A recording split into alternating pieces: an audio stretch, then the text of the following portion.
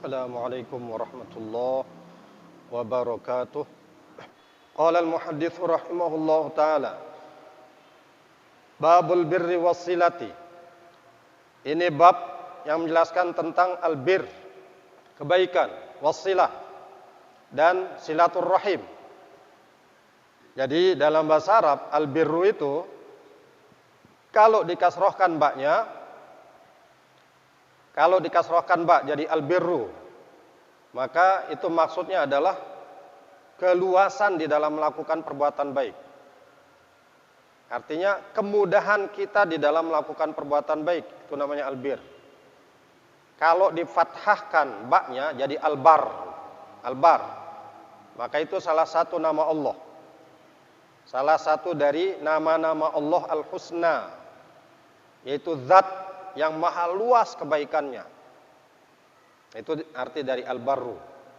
Adapun silah itu merupakan ungkapan tentang berbuat baik kepada kerabat dekat, kepada orang yang memiliki hubungan nasab dengan kita, dan kepada orang yang memiliki hubungan pernikahan dengan kita. Itu silaturrahim, itu silah. Jadi bukan hanya melakukan silaturrahim dengan orang-orang yang ada hubungan nasab dengan kita saja, tapi juga dengan orang-orang yang ada hubungan pernikahan dengan kita. Artinya kita dengan mertua, atau orang tua dengan menantunya, dengan keluarga dari menantu atau keluarga dari mertua. Itu silaturrahim. Kemudian hadis-hadis dalam bab ini ada berapa yang nanti akan kita pelajari. Hadis yang pertama adalah an Abi Hurairah radhiyallahu anhu qala. Dari Abi Hurairah radhiyallahu anhu beliau berkata, qala Rasulullah sallallahu alaihi wasallam. Telah bersabda Rasulullah sallallahu alaihi wasallam, man ahabba ayyubsata lahu fi rizqihi wa ayyunsa'alahu fi atharihi falyasil rahimahu. Siapa saja yang suka, siapa saja yang ingin agar dipanjangkan atau diluaskan, siapa saja yang ingin diluaskan rizkinya, wa ayyun sa'alahu fi atharihi, dan agar dipanjangkan usianya, falyasil rahimahu, maka hendaklah ia menghubungkan tali kerabatannya, yang melakukan silaturrahim. Akhrajahul Bukhari. Ini hadis yang menjelaskan tentang fadilah silaturrahim. Pertama, silaturrahim itu memperluas rizki. Kemudian dia memanjangkan usia. Lalu apa ini tidak bertentangan dengan firman Allah Subhanahu wa taala yang mengatakan, fa idza jaa ajaluhum fala yastakhiruna sa'atan wala yastaqdimun. Apabila telah datang ajal mereka, la yastakhiruna sa'atan, mereka tidak bisa mengundur ajal yang sudah datang itu satu saat pun tidak bisa. Wala yastaqdimun, dan tidak pula mereka bisa mendahulukan, memajukan ajal yang sudah datang itu. Apa maksud dari hadis ini? Apa tidak bertentangan dengan ayat tadi? Bahwa kalau kita melakukan silaturrahim, Allah akan memanjangkan usia, memanjangkan umur. Sementara tadi, kalau ajal sudah datang, tidak bisa diundur. Apa itu tidak bertentangan? Kalau tidak, lalu apa makna hadis tadi? Ada dua pendapat tentang dipanjangkan usia dengan kita melakukan silaturrahim itu. Yang pertama adalah dengan kita silaturrahim, Allah akan menjadikan usia kita itu penuh dengan keberkahan, penuh dengan limpahan kebaikan. Setiap hari kita, setiap waktu yang kita jalani di dalam kehidupan itu, kita jalani dengan kebaikan-kebaikan. Itu ayyun sa'alahu fi atharihi.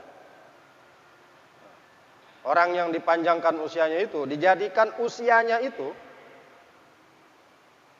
setiap waktu yang dia jalani, setiap hari yang ia lalui, itu penuh dengan limpahan kebaikan. Kata-katanya adalah kata-kata yang baik. Perbuatan-perbuatannya adalah perbuatan-perbuatan yang tidak menyakiti orang lain. Itu makna dari dipanjangkan usia. Sehingga ketika dia meninggal dunia, meskipun secara usia, secara umur, dia umurnya pendek, tapi dengan kebaikan-kebaikan yang dia lakukan sepanjang hidup, namanya akan terus dikenang. Kebaikan-kebaikannya terus diingat. Sehingga kebaikan-kebaikannya itu berpuluh-puluh tahun, beratus-ratus tahun diingat oleh orang-orang sesudahnya. Itulah makna dipanjangkan usia.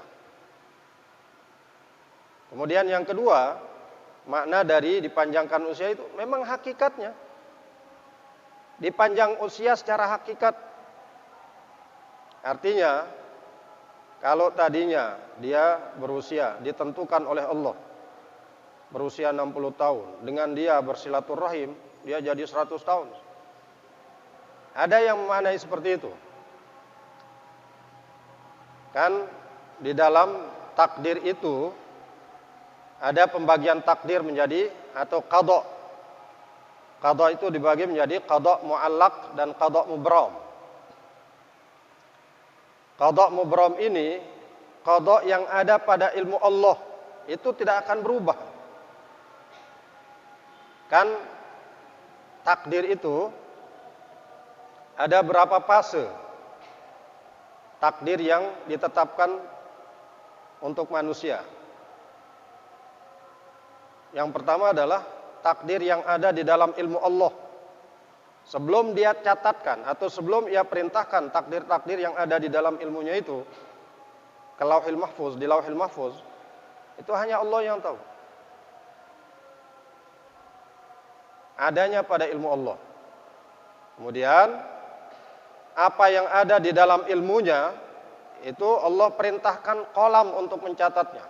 Allah perintahkan pena untuk mencatatnya. Mencatat di Lauhil Mahfuz semua takdir yang terkait dengan alam semesta. Itu Allah perintahkan kolam itu untuk mencatatnya di Lauhil Mahfuz. Itu yang kedua. Kemudian yang ketiga, ini kaitannya dengan manusia. Ketika manusia itu di dalam rahim berusia 4 bulan. Itu yang dijelaskan oleh Rasulullah SAW dalam hadis yang cukup panjang. Bahwa manusia di dalam rahim ibunya itu pada usia 40 hari pertama. 40 hari pertama itu dalam bentuk nutfah, dalam bentuk air mani. Kemudian 40 hari kedua berubah menjadi mudghah, berubah menjadi alaqah. Nutfah itu berubah menjadi alaqah di 40 hari kedua. Kemudian 40 hari ketiga dia berubah menjadi mudghah. Alaqah itu gumpalan darah yang menempel di langit-langit rahim. Adapun mudghah itu sudah berubah menjadi alaqah, itu sudah berubah menjadi gumpalan daging. Nah, ketika dia menjadi mudghah ini dalam usia 4 bulan, janin itu kan ada malaikat yang ditugaskan untuk mengurus rahim. Jadi malaikat pengurus rahim. Malaikat pengurus rahim ini ketika janin sudah berusia 4 bulan di dalam rahim ibu, ia bertanya kepada Allah, mukhallaqah am ghairu mukhallaqah? Ya Allah, ini janin yang sudah berusia 4 bulan. Dia menjadi makhluk yang sempurna atau tidak? Atau dia menjadi manusia yang akan lahir ke bumi atau tidak? Kalau Allah menjawab mukhallaqah, dia akan menjadi makhluk yang akan lahir ke bumi dalam kondisi sempurna. Maka malaikat ini bertanya kepada Allah, "Ya Allah, kalau memang mukhallaqah, lalu bagaimana dengan ajalnya? Berapa rizkinya? Apa yang akan dia kerjakan? Bagaimana nasibnya?" Maka malaikat ini diperintahkan oleh Allah, "Coba kamu lihat di Lauhil Mahfuz. Kamu lihat, kamu tulis itu. Catat apa yang tercatat di Lauhil Mahfuz kaitannya dengan bayi ini. Ajalnya berapa, amalnya bagaimana, rizkinya seperti apa, nasibnya bagaimana." Catat itu oleh malaikat ini tentang hal-hal yang terkait dengan si bayi itu. Itu yang ketiga. Kemudian yang keempat, ketika bayi itu sudah lahir, hidup, nah disitulah takdir itu dibagikan untuk si bayi ini. Ajalnya, usianya sampai berapa tahun, rezekinya seberapa banyak, apa yang akan dia kerjakan, kemudian nasibnya baik atau sengsara, bahagia atau sengsara, itu dibagikan. Malaikat yang ditugaskan untuk membagi takdir ini, dia hanya mengetahui apa yang diberitahukan oleh Allah. Nah, sehingga malaikat ini tidak tahu apa yang ada di dalam ilmu Allah. Nah, ketika dikatakan kepada malaikat itu, nah, ini nanti si Anu usianya 100 tahun kalau dia melakukan silaturahim. Tapi kalau dia memutuskan kekerabatan, tali kekerabatan itu, maka usianya 60. Usianya 60. Itu hanya Allah yang tahu. Apakah orang ini nanti ketika dia hidup akan melakukan silaturahim atau justru sebaliknya memutuskan silaturahim itu. Maka ketika orang ini melakukan silaturahim, kan yang ada di dalam pengetahuan si malaikat itu setelah 60 tahun misalnya dia masih hidup. Malaikat ini mengira usianya bertambah. Jadi pertambahan usia atau berkurangnya usia itu dalam ilmu malaikat. Seakan-akan usia ini bertambah. Seakan-akan usia ini berkurang. Tapi dalam ilmu Allah itu nggak ada yang berubah. Tidak ada yang berubah. Itu yang disebut dengan qadha mubram. Qadha mubram. Qadha yang tidak akan mengalami perubahan. Adapun yang mengalami perubahan itu, yang disebut qadha mu'allaq itu berdasarkan pengetahuan malaikat itu. Berdasarkan pengetahuan malaikat yang ditugaskan untuk mengatur umur manusia. Jadi adanya perubahan, adanya penambahan, adanya pengurangan dalam usia itu berdasarkan ilmu yang dimiliki oleh malaikat yang ditugaskan mengatur umur itu. Adapun dalam ilmu Allah tidak ada yang berubah. Maka disitulah bisa diartikan ayyun sa'lahu fi atharihi. Dipanjangkan usia itu dalam ilmu malaikat memang secara hakiki dia bertambah dalam ilmu malaikat. Dalam pengetahuan malaikat. Tapi dalam pengetahuan Allah tidak ada penambahan itu. Kan tadi dikatakan sungguhnya umur si Anu kalau dia melakukan silaturahim 100 tahun. Itu kan sudah ditentukan oleh Allah. 100 tahun kalau dia melakukan silaturahim. Kalau dia tidak melakukan silaturahim, bahkan memutuskan silaturahim itu, umurnya cuma 60. Itu kan dua ketentuan itu.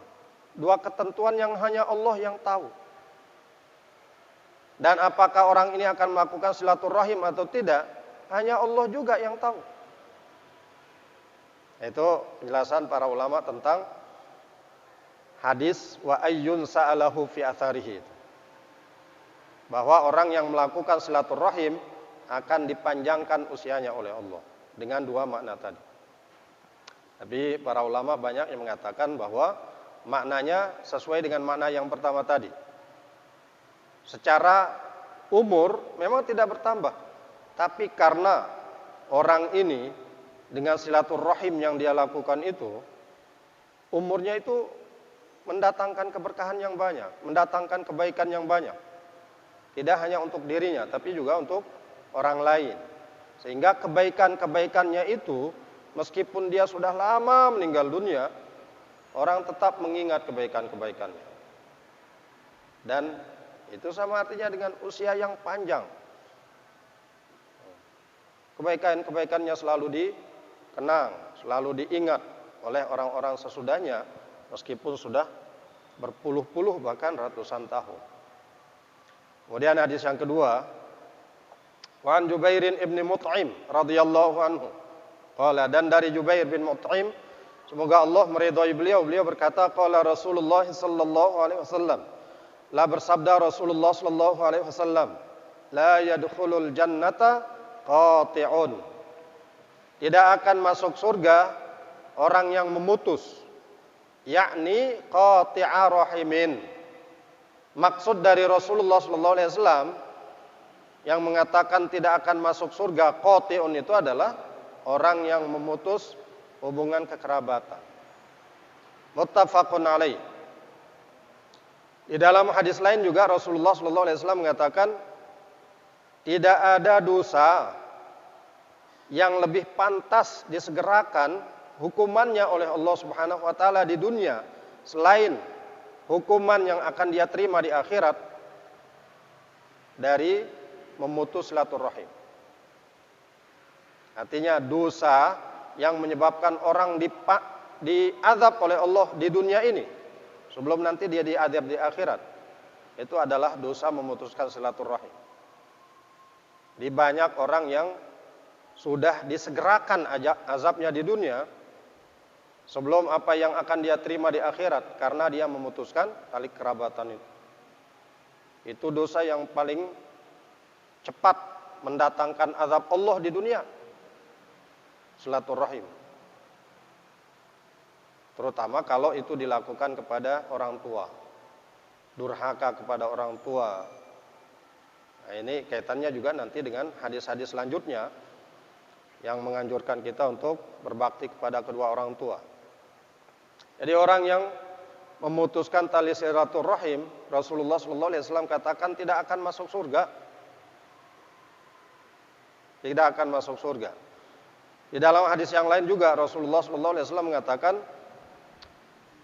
bahwa amal ibadah umatnya, amal ibadah umat Nabi SAW itu dilaporkan oleh para malaikat setiap sore hari Kamis, menjelang maghrib pada hari Kamis itu dilaporkan, laporan mingguan lah istilahnya, laporan mingguan amal-amal manusia itu pada sore hari Kamis itu dan di malam Jumat, sore hari Kamis sampai malam Jumat. Orang yang memutuskan silaturahim tidak akan diterima amalnya oleh Allah. Amal baik yang dia lakukan selama sepekan itu, kalau dia melakukan pemutusan silaturahim, tidak akan diterima oleh Allah Subhanahu wa taala. Kalau ada amal solehnya. Itu di hadis yang lain Rasulullah sallallahu alaihi wasallam mengatakan seperti itu. Dan di hadis yang lain juga dikatakan bahwa pintu-pintu langit itu ditutup itu. Ditutup dari orang yang memutuskan tali silaturahim. Tidak akan diterima, sama artinya dengan hadis tadi. Tidak akan diterima amal solehnya. Karena pintu langit ditutup. Kan Rasulullah SAW menjelaskan bahwa di langit itu ada dua pintu. Dua pintu, satu pintu itu jalan turunnya rezeki kita. Kemudian pintu yang lain itu jalan naiknya amal kita. Jalan naiknya amal soleh kita. Maka kalau pintu ini ditutup untuk orang yang melakukan silaturahim, tidak ada amal solehnya yang naik dilaporkan kepada Allah. Kalau tidak ada yang naik, ya bagaimana diterima? Karena pintu-pintu naiknya amal itu ditutup oleh Allah dari orang yang melakukan pemutusan silaturahim. Maka kalau orang ini meninggal dunia, ini yang juga disebutkan sebagai orang yang tidak akan ditangisi kematiannya oleh langit dan bumi. Orang yang memutuskan silaturahim tidak akan ditangisi kematiannya oleh langit dan bumi. Kenapa? Karena tidak ada amal baik yang naik ke langit itu. Kemudian di bumi tidak ada amal tidak ada kebaikan yang dia tinggalkan. Sholat, walaupun dia melakukan gerakan-gerakan sholat, karena dia memutuskan tali silaturahim itu, sholatnya itu sia-sia. Sholatnya sia-sia. Banyak hal yang bisa menjelaskan sholat orang yang memutuskan tali silaturahim itu sia-sia. Maka kalau dia meninggal dunia, fama bakat alaihimus sama wal ardu, langit dan bumi tidak akan menangis dengan kematian orang yang melakukan silaturahim itu. Sebaliknya, orang-orang yang beriman dan selalu menghubungkan tali kerabatannya, ini akan ditangisi kematiannya oleh langit dan bumi. Bumi menangis, tempat sholatnya itu menangis. Rasulullah SAW menjelaskan, kalau seorang mukmin meninggal dunia, maka tempat sholatnya itu akan menangis. Dan mas'ad amalnya, jalan naik amal solehnya ke langit itu akan menangis. Itu makna fama bakat alaihimus sama wal ardu, itu untuk orang yang kafir. Itu mafhum mukhalafahnya, kalau orang kafir tidak akan ditangisi kematiannya oleh langit dan bumi. Mafhum mukhalafahnya adalah orang yang beriman akan ditangisi kematiannya oleh langit dan bumi. Itu kemudian dikuatkan oleh sabda Rasulullah SAW yang mengatakan, "Idza matal mu'minu baka alaihi musallahu wa mas'aduhu wa mas'adu amalihi." Atau kama qala Rasulullah SAW. Kalau seorang yang beriman meninggal dunia, maka tempat sholatnya itu akan menangisi kematiannya. Dan mas'ad amalnya, jalan naik amal solehnya itu akan menangis juga. Itu orang-orang yang beriman dan tidak memutuskan silaturahim. Lalu bagaimana bentuk orang yang memutuskan silaturahim itu? Ya, orang yang sama sekali tidak peduli dengan orang-orang yang punya hubungan kerabatan dengan dia. Bahkan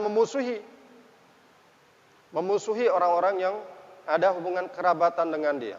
Baik secara nasab ataupun dalam hubungan pernikahan. Ada kaitan dengan antara dia dengan orang lain dengan hubungan pernikahan.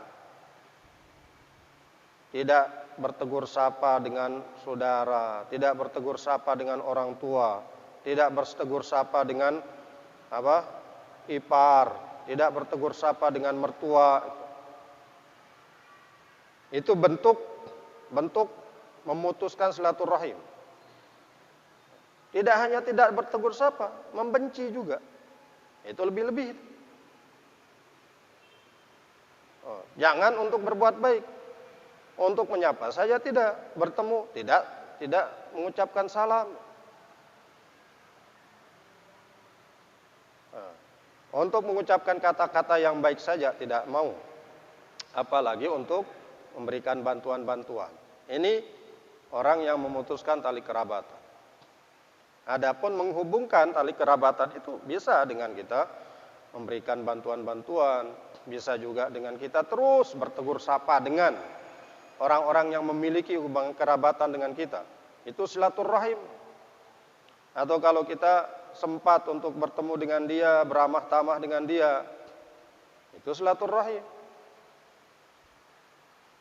Jadi banyak hal yang bisa dilakukan untuk menguatkan tali kerabatan kita supaya kita tidak termasuk qati', orang yang memutuskan silaturahim yang oleh Rasulullah SAW dikatakan la yadkhulul jannah, tidak akan masuk surga. Jadi di akhirat dia tidak akan masuk surga. Di dunia, seperti tadi, dosa yang paling cepat diturunkan azabnya di dunia adalah dosa memutuskan silaturahim. Itu di dunia, di akhirat ada azab yang disimpankan untuk mereka. Jadi itu dua hadis yang berkaitan dengan silaturahim. Mudah-mudahan dua hadis ini menyadarkan kita betapa pentingnya kita menguatkan dan mengokohkan tali kerabatan kita. Jangan sampai diputus. Jangan sampai kita dengan orang-orang yang memiliki kerabatan dengan kita tidak bertegur sapa, tidak pernah saling mengunjungi, apalagi untuk mendoakan, apalagi untuk memberikan bantuan. Jangan sampai seperti itu. Paling tidak kita doakan yang baik-baik untuk orang-orang yang punya kerabatan dengan kita. Kalau kita tidak bisa berkunjung ke rumahnya, tidak bisa memberikan bantuan-bantuan, mengulurkan tangan kebaikan kepada mereka, kita doakan yang baik-baik. Tidak punya alat komunikasi untuk kita berkomunikasi dengan dia, sementara dia ada di tempat yang jauh, kita doakan ala zahril ghaib. Dan itu doa yang cepat dikabulkan oleh Allah ketika kita mendoakan saudara, ketika kita mendoakan kerabat dekat kita dari tempat yang jauh. Doakan mereka yang baik-baik. Itu salah satu cara yang bisa kita lakukan untuk silaturahim dengan mereka. Mudah-mudahan jamaah sekalian rahimakumullah, Allah Subhanahu wa taala dengan dua hadis yang kita baca ini mengingatkan dan menyadarkan kita akan pentingnya menguatkan dan mengukuhkan tali kerabatan kita. Insyaallah nanti di pekan yang akan datang, malam Selasa yang akan datang, kita akan mempelajari hadis yang ketiga. Wa anil Mughirah bin Syu'bah radhiyallahu anhu anna Rasulullah sallallahu alaihi wasallam qala inna Allah harrama 'alaikum 'uquqal ummahati wa wa'dal banati wa man'an wahati wa kariha lakum qila wa qala wa kathratas su'ali wa idha'atal mali. Muttafaqun 'alaihi wallahu subhanahu wa ta'ala. Assalamualaikum warahmatullahi wabarakatuh.